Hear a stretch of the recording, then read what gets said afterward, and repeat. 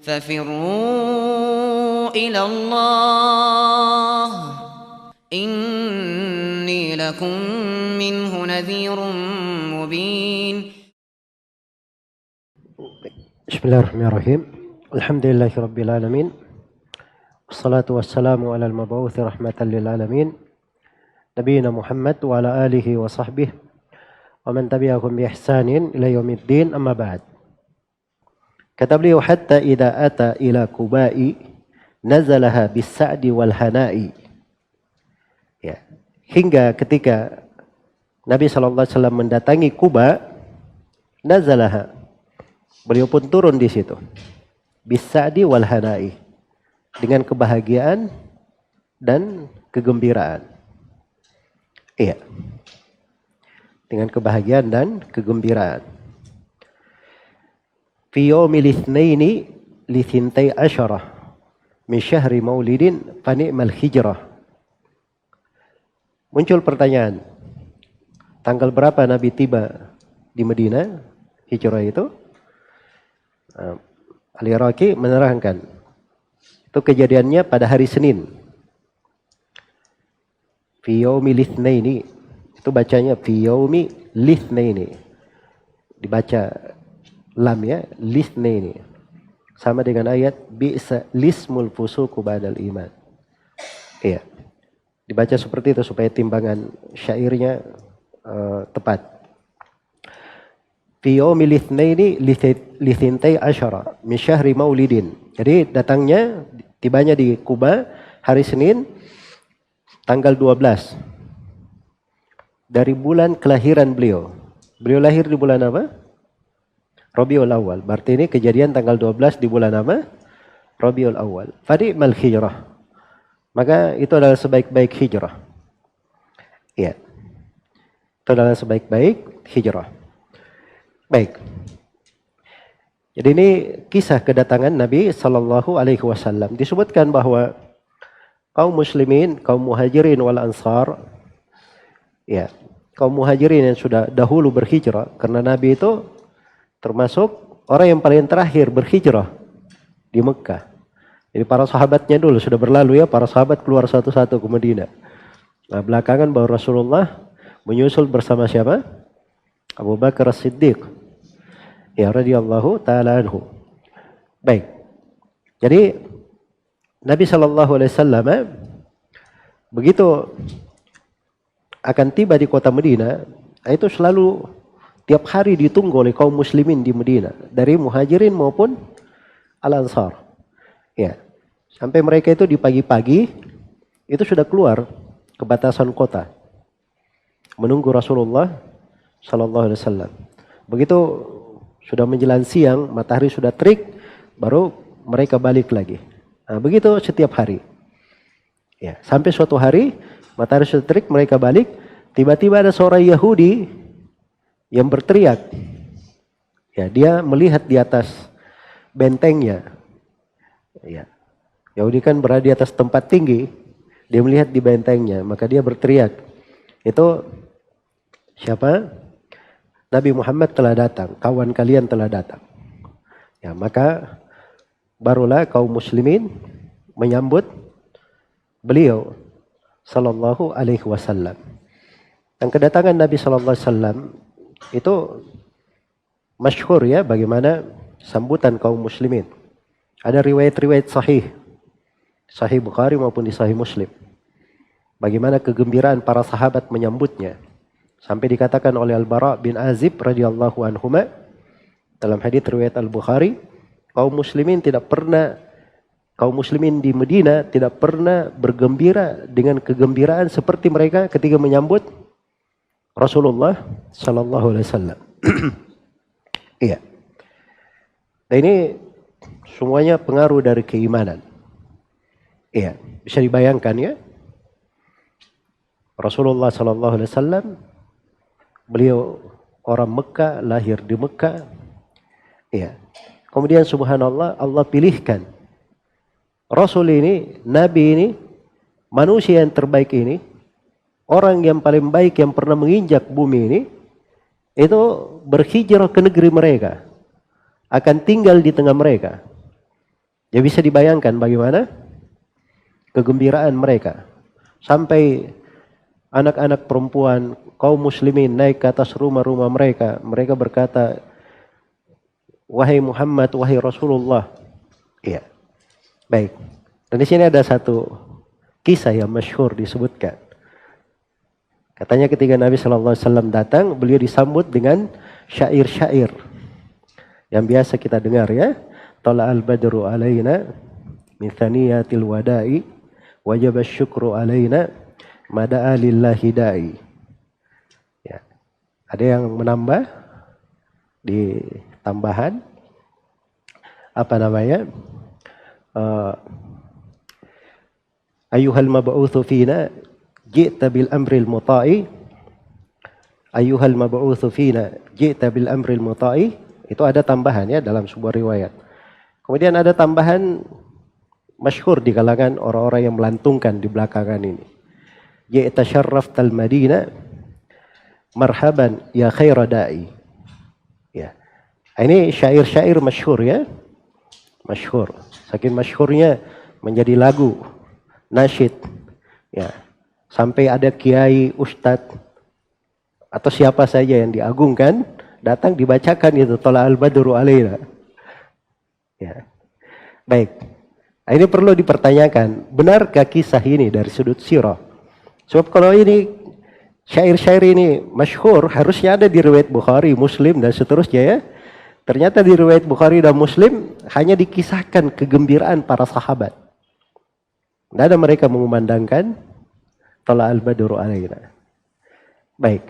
Kalau begitu dari mana datangnya riwayat ini? Itu disebutkan ya oleh Al-Baihaqi rahimahullah dengan sanadnya dari Abdullah bin Muhammad bin Aisyah. Abdullah bin Muhammad bin Aisyah ini guru Imam Ahmad. Dia langsung meriwayatkan, mengatakan bahwa Nabi ketika datang ke Madinah. Ini guru Imam Ahmad, harusnya dia tabi'ut tabi'in. Antara dia dan Nabi itu paling sedikit mungkin 3 orang. Ya kemana 3 orang ini? Siapa yang memberitakan dia kisah tersebut? Jelas ya? Karena itu oleh Ibnu Hajar, kisah itu Tala'al badru alaina, beliau katakan itu mu'dal. Sanadnya mu'dal, terputus. Tahu artinya mu'dal? Mu'dal itu terputus 2 atau lebih. Beda dengan munqati'. Kalau munqati' terputus satu tempat di mana saja terputus. Tapi di mu'dal terputusnya lebih hebat. Dalam istilah ilmu hadits, keterputusan yang sangat parah. Ya, haditsnya dihukumi sangat lemah kalau seperti itu. Jelas ya? Baik. Demikian pula dikatakan oleh Al-Iraqi bahwa sanadnya mu'dal dan banyak dari ulama menjelaskan tentang hal tersebut. Termasuk di masa sekarang Syekh Al-Albani melemahkan kisah ini di silsilah hadits ad-dhaifah. Demikian pula banyak dari guru kami, Syekh Muqbil, Syekh Shalih Al-Fauzan, Syekh Abdul Karim Al-Khudair, ya dan selainnya, semuanya memandang bahwa kisah ini adalah kisah yang apa? Kisah yang lemah. Walaupun kalimat-kalimat Tala'al badru alaina min thaniyatil wada'i wajib syukru alaina mada'a lillahi da'i. Tala'al badru alaina artinya apa? Telah muncul purnama di tengah kami. Maksudnya Nabi itu datang. Ya, min thaniyatil wada'i. Datangnya dari thaniyat al-wada', nama tempat ya. Wajib syukru alaina, wajib kita bersyukur.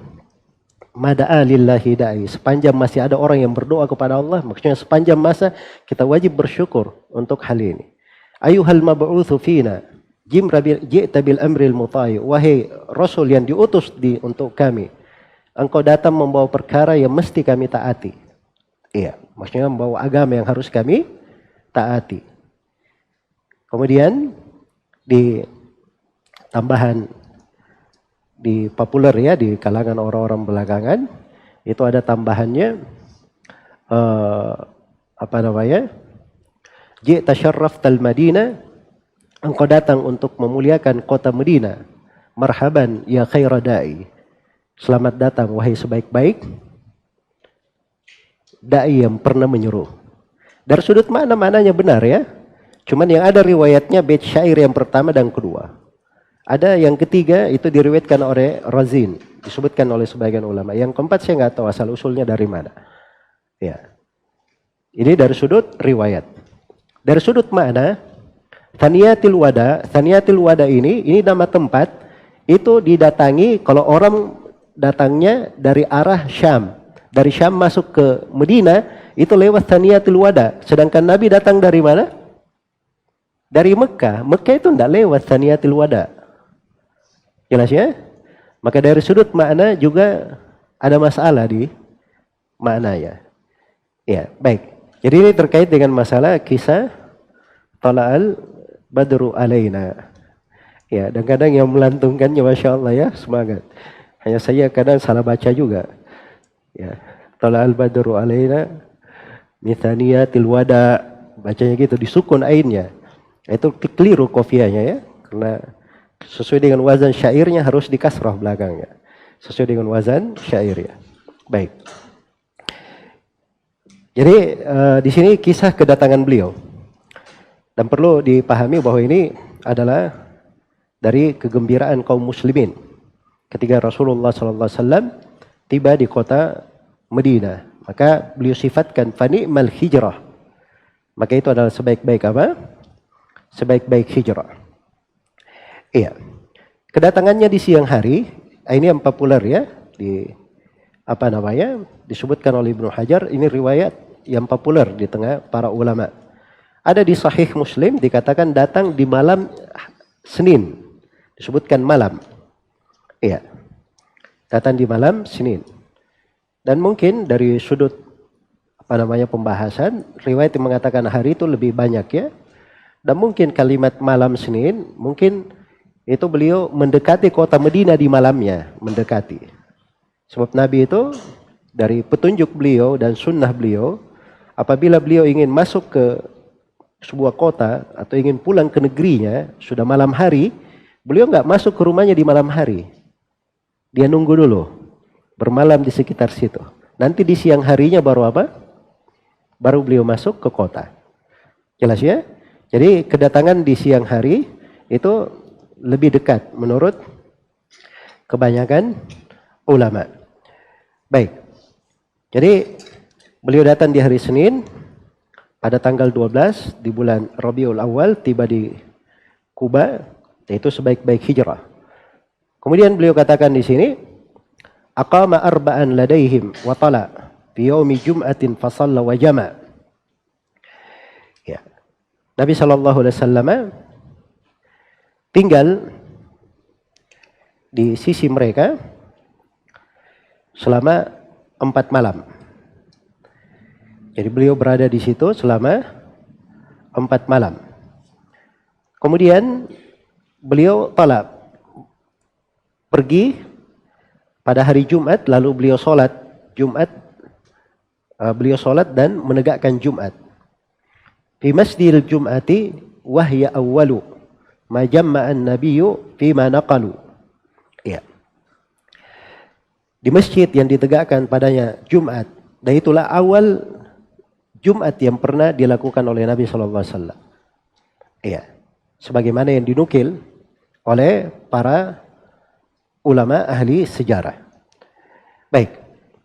Jadi Nabi sallallahu alaihi wasallam ya. Beliau tinggal di situ selama berapa? 4 hari. Hari Senin, Selasa, Rabu, Kamis. Lalu beliau keluar di hari apa?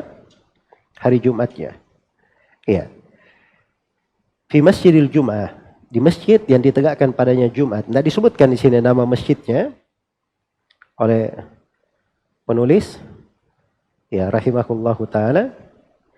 Iya. Tapi disebutkan bahwa masjid ini di dalam buku sirah disebutkan bahwa masjid ini namanya Masjid Bani Salim. Iya. Dan ini keluar dari Kuba. Baik.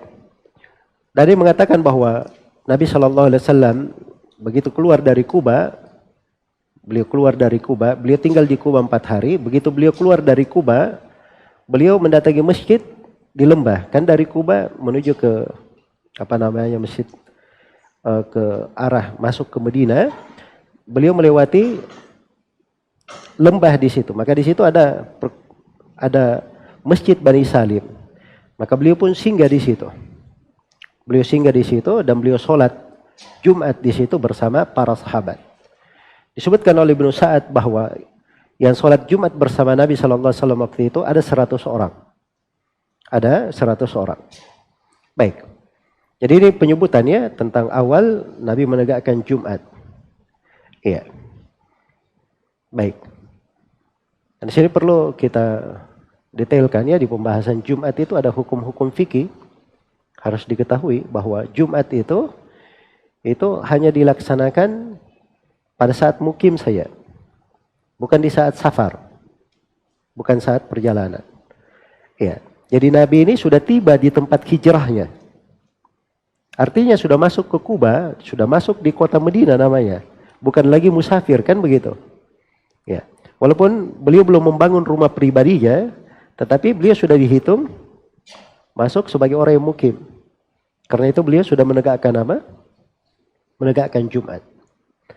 Iya. Baik. Kemudian di Mekah, berarti sebelumnya tidak ada Jumat di Mekah. Tidak ada Jumat di Mekah. Hanya ada sholat 5 waktu. Tapi belum ada Jumat.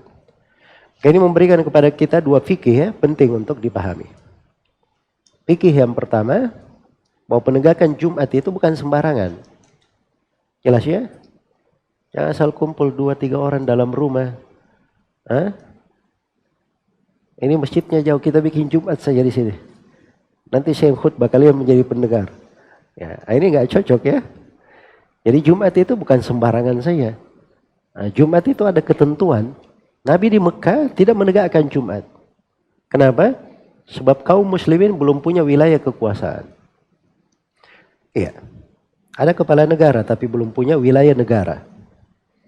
Begitu di Madinah ini sudah masuk wilayah kaum muslimin di kota Madinah. Ini awal permulaan. Ya. Babak baru dari peradaban Islam di kota Madinah. Jelas ya? Baik. Karena itulah di pembahasan fikih itu penegakan Jumat itu dari wewenang pemerintah. Tidak boleh ada masjid yang menegakkan Jumat kecuali mendapatkan izin dari siapa? Dari pemerintah. Itu hukum asal. Jadi kalau pemerintah memberikan peraturan orang yang menegakkan Jumat harus izin, maka kita harus mengambil izin dari siapa? Pemerintah. Ya tapi kita di Indonesia ini kan Masya Allah ya. Terlalu banyak ke lapangan. Ya kemudahan. Bahkan masjid-masjid berdekatan ditegakkan Jumat. Ya kalau dahulu itu tidak seperti itu. Manusia berkumpul di Masjid Nabawi. Ada masjid-masjid lain dipakai sholat 5 waktu. Tapi pas hari Jumat semuanya di Masjid Nabi Sallallahu Alaihi Wasallam. Iya. Jadi harusnya pemerintah itu menunjuk di mana tempat berkumpul kaum muslimin untuk Jumat di situ.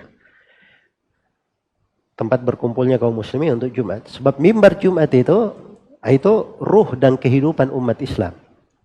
Disitulah sebenarnya tempat menyampaikan pesan-pesan kehidupan untuk mereka. Hal-hal yang membangun kehidupan, menjaga kebersamaan, dan membuat terjalin kecintaan di tengah mereka. Iya. Makanya itu menjadi wewenang pemerintah untuk menanganinya. Sebab ini masalah penting, serius di dalam negeri. Jelas ya? Nah, kapan tidak ditangani dengan benar, disitulah masuk bahaya-bahaya untuk umat Islam. Seperti yang kita lihat sekarang ini. Ya, mimbar-mimbar Jumat itu bisa menjadi sarana untuk menggoncang sebuah negeri. Ya. Jelas ya? Ingat tahun 98.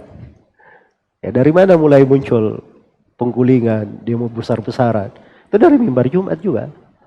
Hah? Kejadian-kejadian di Teluk. Ya, negara-negara yang jauh itu mimbar-mimbar Jumat. Selain daripada media-media. Karena itu hal yang seperti ini kalau tidak dikontrol dengan baik, ini bisa membahayakan. Jelas ya? Baik, ini pelajaran yang pertama. Pelajaran yang kedua.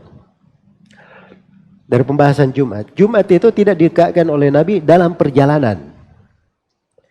Tidak ditegakkan oleh Nabi dalam perjalanan. Karena itu keliru ya saudara-saudara kita yang naik kapal pelni itu. Kemudian ada penegakan sholat Jumat di atas kapal. Ini mereka semuanya musafir. Ya musafir itu tidak sholat Jumat. Mereka harusnya sholat apa? Sholat duhur. Ya. Harusnya sholat duhur. Jadi harusnya mereka lakukan adalah sholat 2 rakaat duhur dijamak dengan apa? Asar. Nah, ini yang terjadi khutbah Jumat dulu. Setelah khutbah Jumat, sholat Jumat. Setelah itu dijamak lagi dengan asar. Nah, ini masuk ke masalah lain lagi. Ya. Apakah boleh menjamak Jumat dengan asar? Nah, itu masalah lain lagi namanya. Masukkan diri ke masalah lain. Ya. Karena yang ada dalilnya itu menjamak antara duhur dan apa? Dan asar. Itu yang ada dalilnya. Adapun Jumat dan asar itu tidak dilakukan oleh Nabi SAW dan para sahabat. Dan tidak ada di sirah Nabi itu dalam perjalanan manapun beliau menegakkan Jumat. Dan menjamak Jumat dengan apa?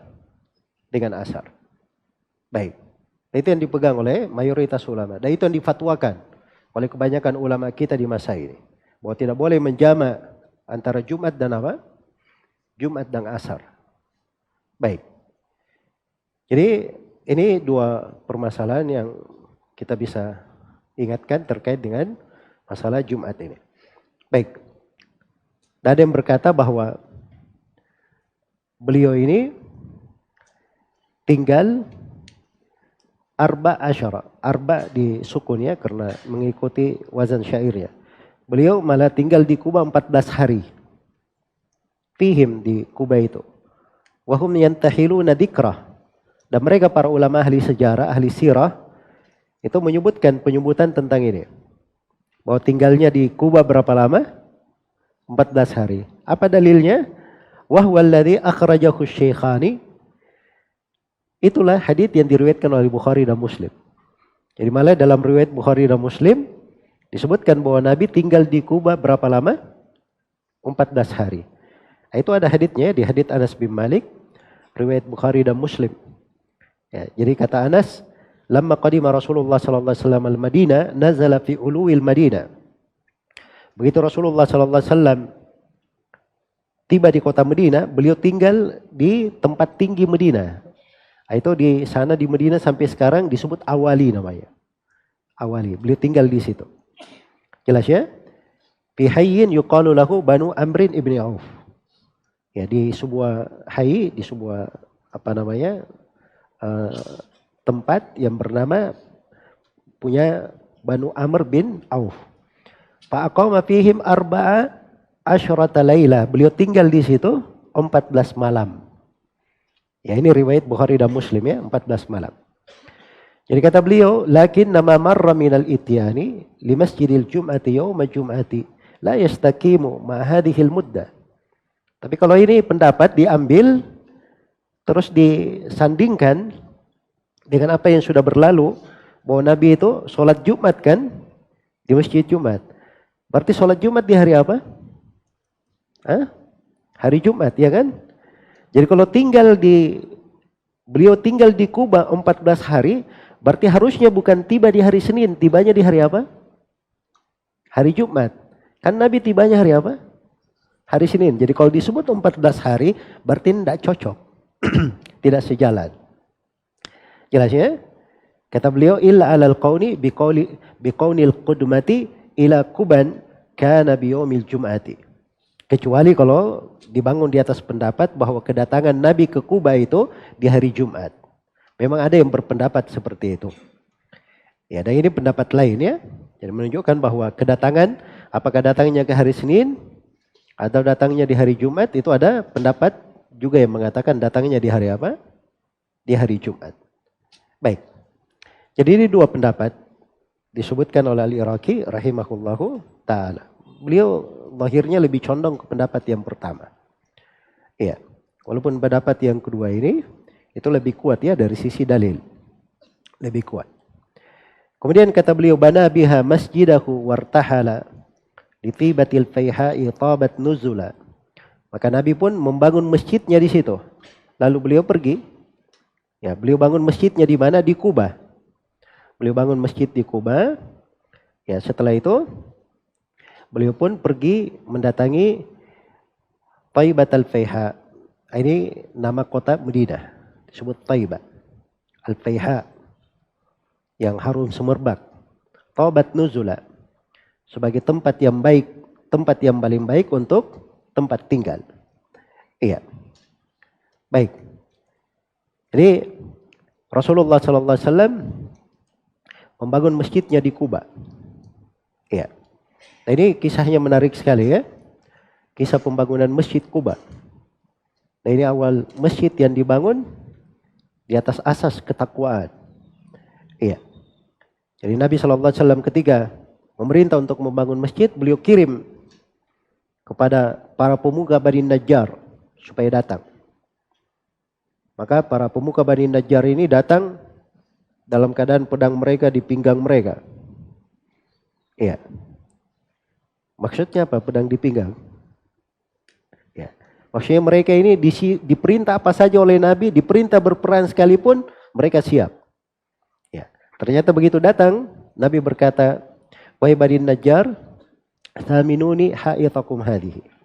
Wahai Bani Najjar, thaminuni ha'itakum hadha. Bani Najjar, beri untukku harga kebun kalian ini. Jadi Nabi mau bangun masjid di kebun itu, Masjid Kuba. Minta, kasih harga berapa? Ya. Nabi tidak minta ya. Tapi beliau ingin apa? Ingin membayarnya. Maka apa kata Bani Najjar? La wallahi, la natlubu thamanahu illa ilallah. Kata mereka, tidak demi Allah. Kami tidak akan minta harga kebun ini kecuali hanya dari Allah saja kami minta. Ya. Inilah awal kisah Nabi SAW membangun Masjid Kuba. Baik. Dan di dalam kisah pembangunan masjid ini terdapat hal-hal yang menarik sebenarnya ya untuk kita detailkan. Tapi ini saya di pembahasan sirah ini saya meringkas ya. Kalau setiap pembahasan setiap suatu kejadian di sirah kita paparkan luas, nanti kapan mau diselesaikan buku ini? Ya. Makanya saya memberikan ringkasan-ringkasan. Baik. Jadi masjidnya dibangun oleh Nabi sallallahu alaihi wasallam dan para sahabat Rasulullah sallallahu alaihi wasallam. Kemudian berikutnya penamaan kota Medina. Medina itu nama yang kita kenal ya, namanya kota apa? Kota Medina. Dia punya nama lain, namanya Taibah. Atau bisa dibaca Tiba. Ya. Itu dua.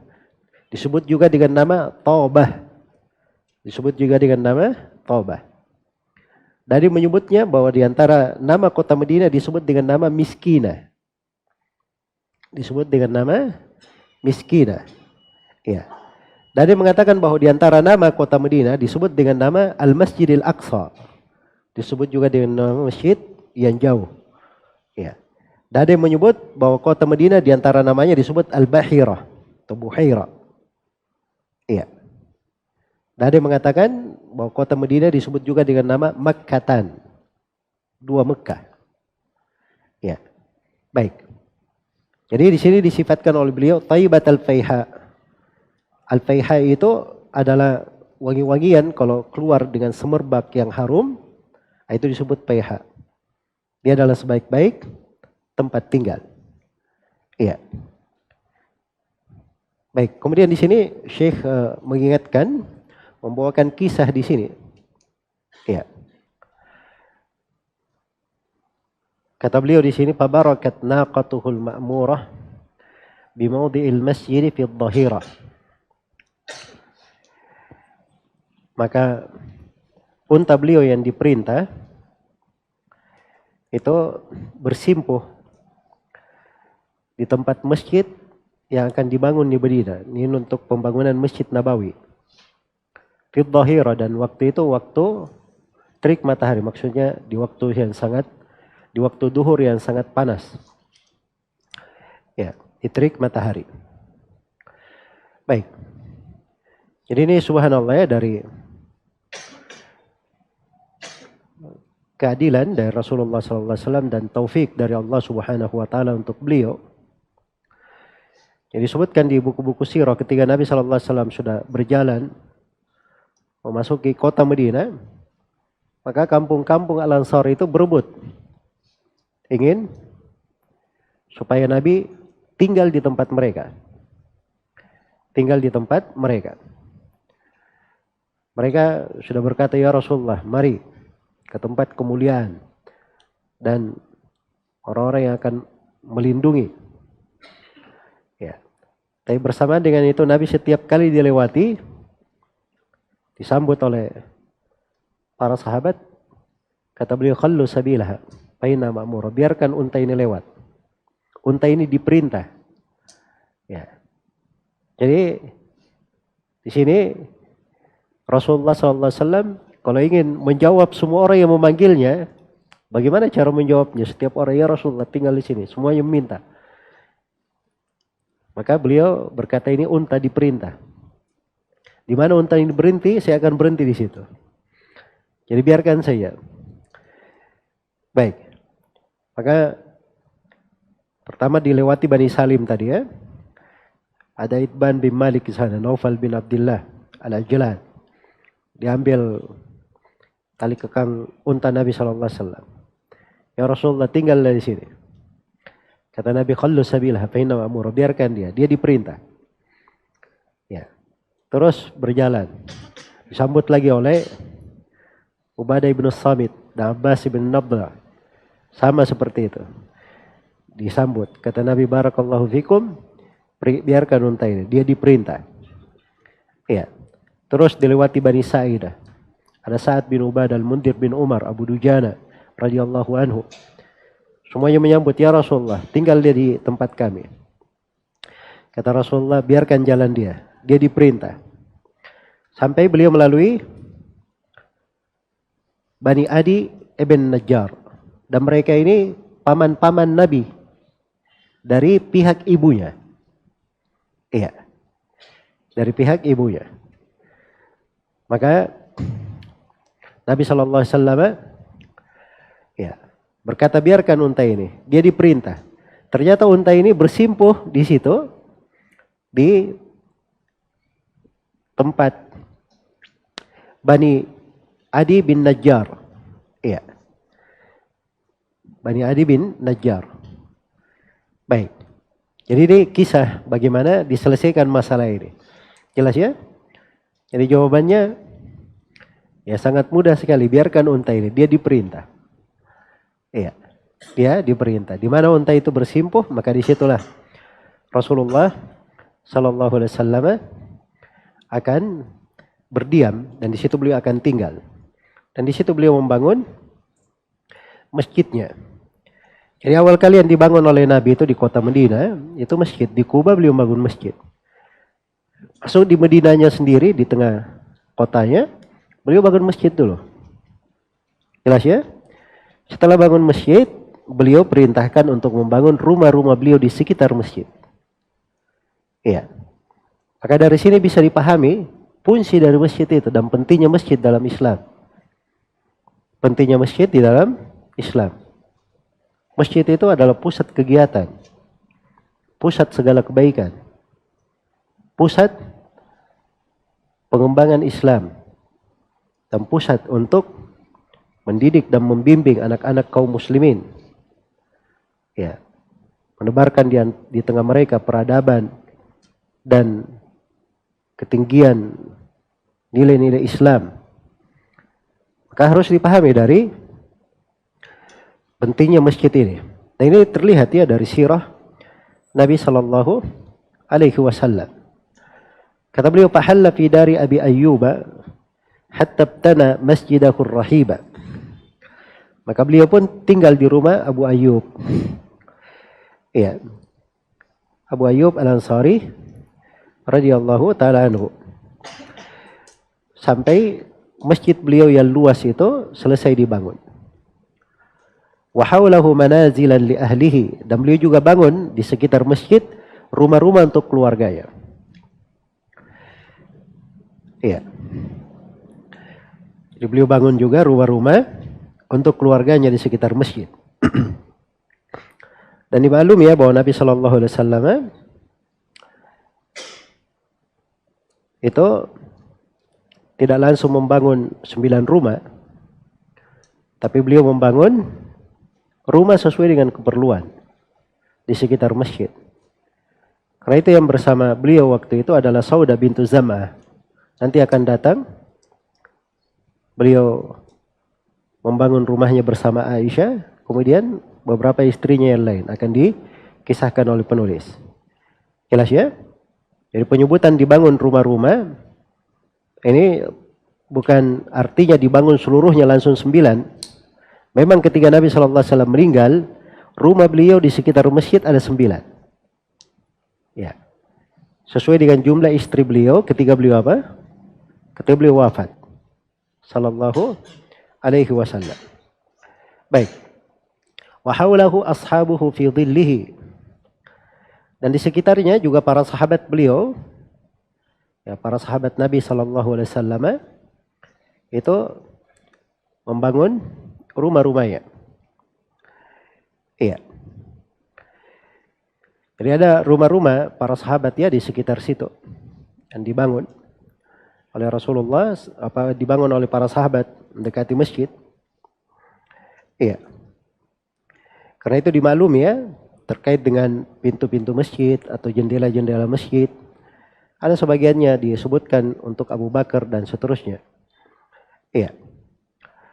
Kemudian kata beliau, tabat bihi taibatun min ba'di rada asyraqa ma qad kana minha aswada. Maka tabat bihi taibatu, kota Madinah pun menjadi sangat indah dengan keberadaan Nabi di situ. Min ba'di rada. Setelah suatu hal yang kurang bagus.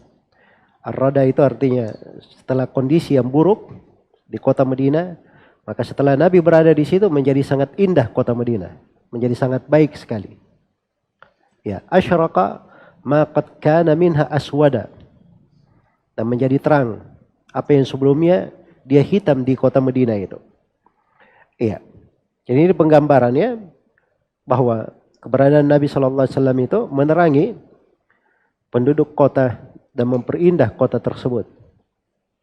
Nah, ini keberkahannya negeri itu, sebuah negeri sepanjang ada orang-orang yang berilmu, orang-orang yang baik di negeri itu, maka itu adalah pokok keberkahan di negeri. Di antara pokok keberkahan di negeri tersebut. Karena itu penduduk Mekah bersamaan dengan kekafiran mereka, dan bagaimana mereka menantang Rasulullah SAW, bahkan menantang Allah Subhanahu wa Ta'ala. Tapi begitu Nabi dan para sahabat masih berada di Mekah, belum berhijrah, mereka tidak dibinasakan. Padahal mereka menentang siapa? Menentang Allah. Di dalam Al-Quran disebutkan, wa idh qalu Allahumma in kana hadha huwal haqqa min indika fa'amtir alaina hijaratan minas sama' aw i'tina bi'adabin alim. Itu tantangan kaum musyrikin. Dia menantang bukan siapa yang dia tantang. Yang dia tantang Allah Subhanahu wa Ta'ala. Dia berkata, ya Allah, kalau memang benar yang dibawa oleh Nabi Muhammad ini kebenaran dari sisi engkau, maka hujani kami batu dari langit. Atau datangkan siksaan yang pedih untuk kami. Ini siapa yang dia tantang? Allah. Tapi bersamaan dengan itu, mereka tidak dibinasakan. Kenapa? Di kelanjutan, di ayat berikutnya dikatakan, وَمَا كَانَ اللَّهُ لِيُؤَذِّبَهُمْ وَأَنْتَ فِيهِمْ وَمَا كَانَ اللَّهُ مُؤَذِّبَهُمْ وَهُمْ يَسْتَغْفِرُونَ. Tidaklah Allah menyiksa mereka sepanjang engkau Nabi Muhammad di tengah mereka. Dan tidaklah Allah menyiksa mereka sepanjang mereka para sahabat masih beristighfar. Maka adanya orang-orang yang baik, orang-orang yang saleh di sebuah negeri, itu adalah kebaikan untuk negeri tersebut. Itu dari anugerah yang patut disyukuri. Iya. Baik.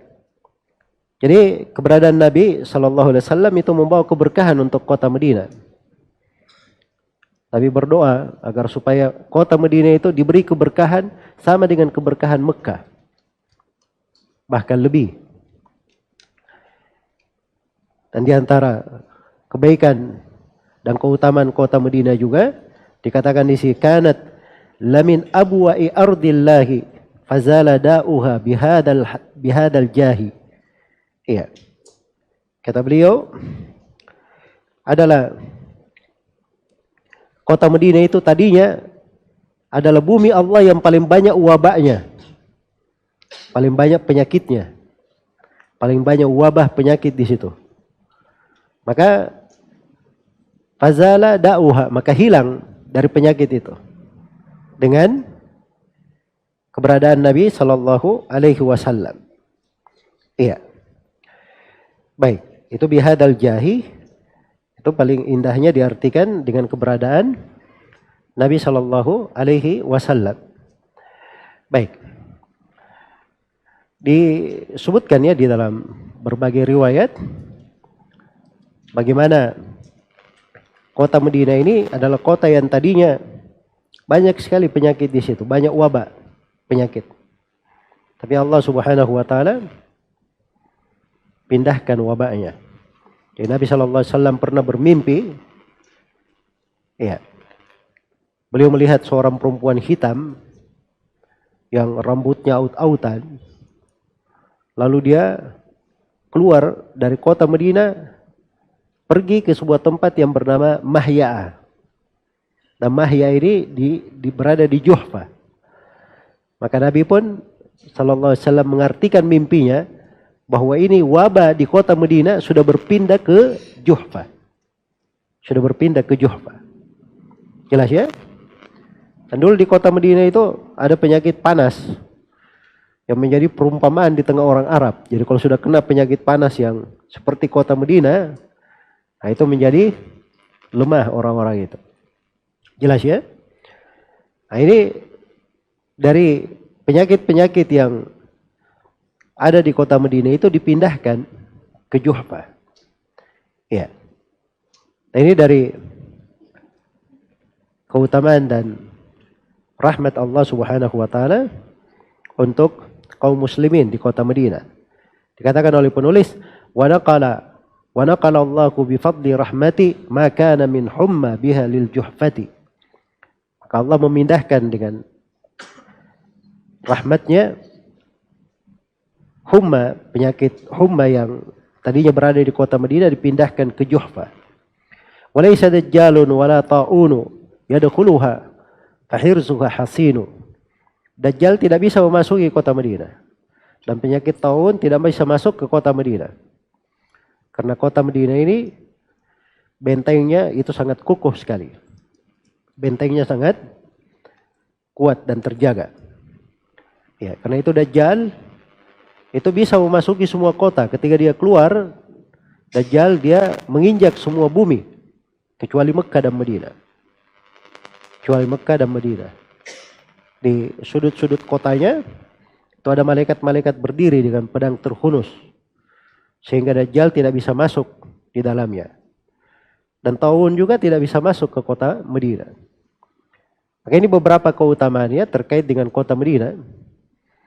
Disyaratkan oleh penulis, dan ini ditulis oleh para ulama buku-buku tersendiri tentang keutamaan kota Madinah. Ada buku-buku khusus ditulis tentang keutamaan kota Madinah. Ada buku khusus tentang keutamaan kota Mekah, buku-buku khusus ditulis tentang keutamaan kota Madinah. Dan di sini penulis memberikan beberapa bentuk keutamaan dari kota Madinah tersebut. Dan ini sebenarnya pembahasan kalau diuraikan di kajian tersendiri, ya, ini sangat luas ya, menjelaskan tentang keutamaan kota Madinah dan keindahan yang Allah Subhanahu wa taala anugerahkan untuknya. Baik. Selesai di sini pembahasan. Mungkin kita cukupkan sampai sini untuk materi di kajian ini. Kajian untuk pertemuan kita di kali ini. Insyaallah taala kita akan sambung pada pertemuan yang akan datang.